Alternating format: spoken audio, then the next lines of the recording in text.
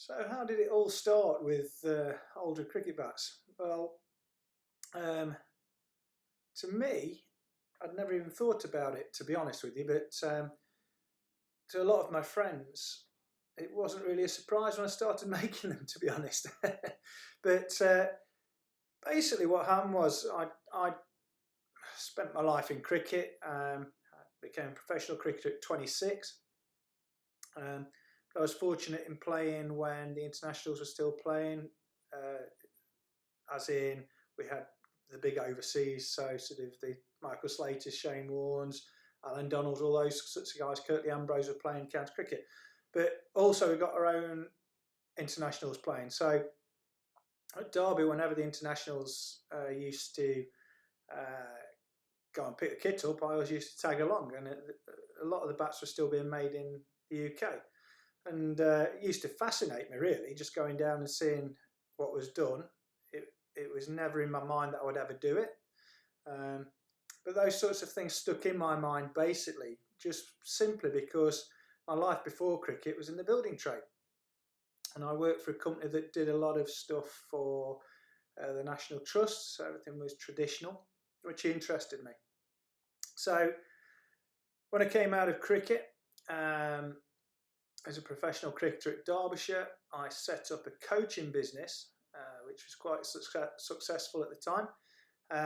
But I knew it had a lifespan. As I was growing older, I always knew that you were getting further away from sort of relating to the youngsters. So I knew I only wanted to do it for a period.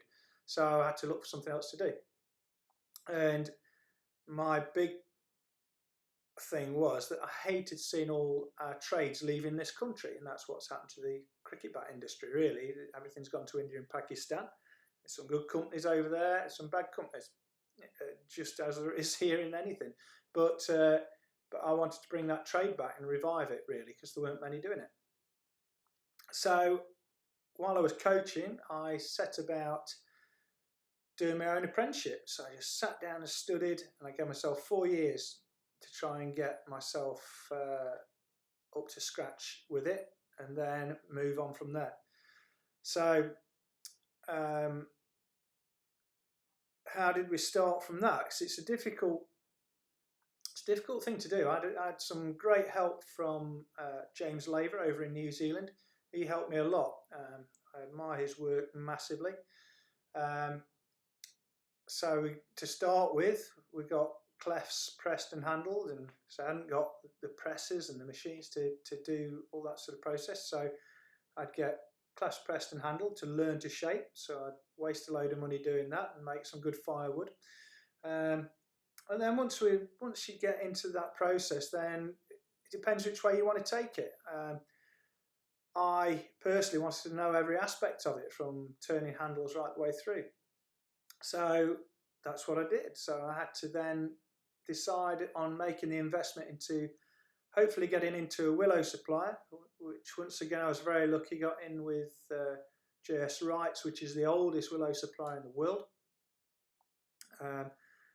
And I was very lucky there because they don't really let people in too regularly, especially someone who's starting out with about 30 clefs. But I couldn't afford those 30 clefs really, and had to scrimp and save to do it. And then gradually just grew from there. So it was a bit of a catch-22 with the clefs, because if you've got the clefs, you've got to buy a press. So you have to hunt the press out, and you have to. There's a lot of background work goes in, and it's not just as simple as doing one thing. You've got to progress it, and it's the investment. So there's a lot of investment in this and a lot of risk, but I loved it. I loved doing what I did, and it moved on. So 10 years later, so it's 2018 now, Christmas 2018, and you sit and reflect on what's happened. And so you spent 4 years learning how to do it, to get things reasonably consistent. Then a couple of years trying to get things going. So really in a short space of time we've accomplished a lot. So we're now in a good place. We make for the pros for one of the big companies.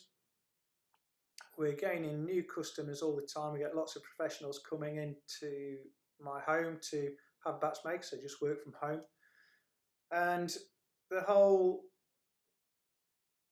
ethos of it was that when I started was that it was going to be a lifestyle business, really, and that's the way I want to keep it, although it's growing.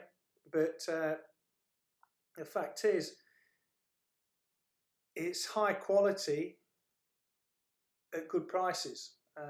We're not answering to investors, which helps a lot.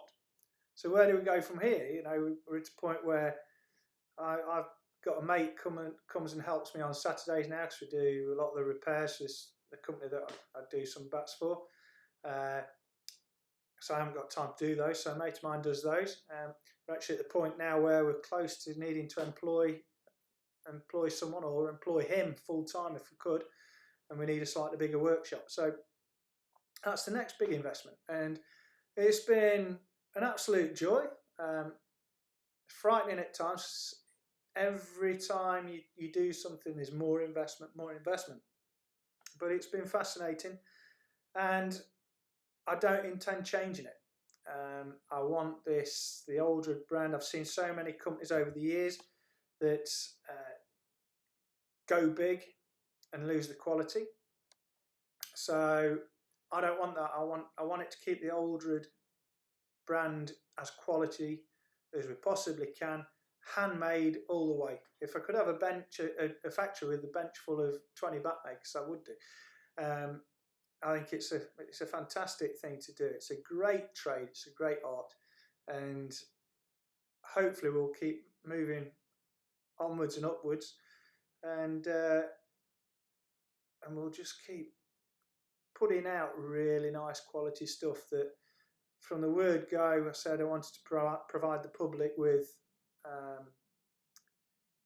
what the pros would have been happy using when I was playing, and still be happy using, and that's what I intend to keep doing. And it's great now that we actually, in fact, I had someone on the phone to me yesterday, coming to see me in New Year, one of the county guys. He's never had his bats made before, and he was like a little kid, and that's joyous to me. You know, I'm at that stage in life where I don't play cricket anymore, but I still get the love out of it in different ways, and hopefully we can carry that on. And everything that we do is the same, whether it's for a junior with a size 5 to an international cricketer.